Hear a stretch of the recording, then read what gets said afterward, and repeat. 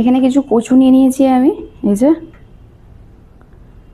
কিছু কচু নিয়ে নিয়েছি, দুটোর মতো আলু নিয়েছি আমি, আর একটা বড় পেঁয়াজ নিয়েছি, বেশ জাম্বো পেঁয়াজ, আর দুটো মাছের মুড়ো নিয়েছি, সেটা হচ্ছে ইলিশ মাছের মাথা।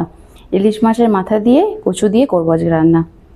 এই ছোটো ছোটো কচু, এই কচু দিয়ে আর ইলিশ মাছের মাথা দিয়ে করবো।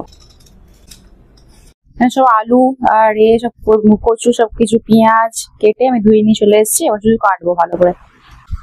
আলুটাকে কেটে নিই, লম্বা লম্বা করে কাটা হবে, সবই লম্বাই হবে। এই যে লম্বা লম্বা করে এরকম ঝুড়িয়ে ঝুড়িয়ে লম্বা লম্বা করে কাটা হবে। এবার আমি লম্বা লম্বা করে প্যানটা বসিয়ে দিলাম,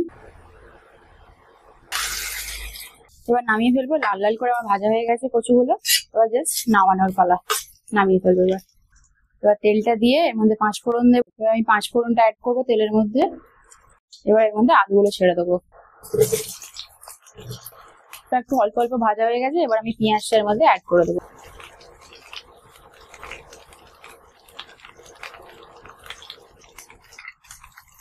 পেঁয়াজটাকে বেশ লাল লাল করে ভেজে নিতে হবে।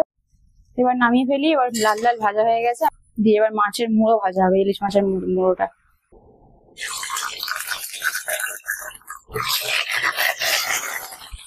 এই যেখানে মাছের মাথাগুলো ভালো করে ভেঙে নিয়েছি, ইলিশ মাছের মাথাটাকে ভেঙে নিয়ে এটা জাস্ট ওই চচ্চড়িটা করবো, তো সেই জন্য ভেঙে নিয়েছি পুরো মাথাটাকে ভালো করে।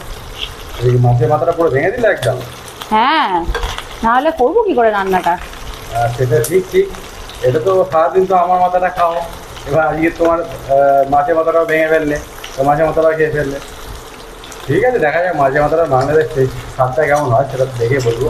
এরম বললে তো আমি দেবো না কিন্তু আর মাছের মাথা। না না, এই আরে রাগ করছি কেন, রাগ করছি কেন, রাগ করলেই হয়? এর সাথে এর ভাগ হবে না।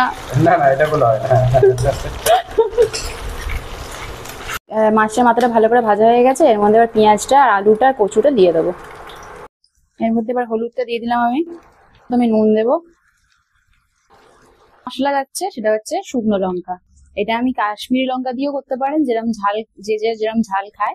আমার ঝালটা একটু বেশিই দরকার, সেই জন্য আমি এটা শুকনো লঙ্কা দিয়ে দিলাম। মিক্স করে নেবো, হয়ে গেছে। এবার আমি জল ঢালবো এর মধ্যে, আলুগুলো সেদ্ধ হয়ে যেতে তাড়াতাড়ি।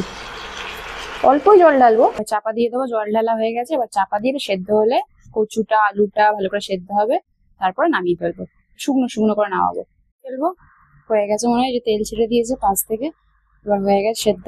এবার নামিয়ে দিই এটা।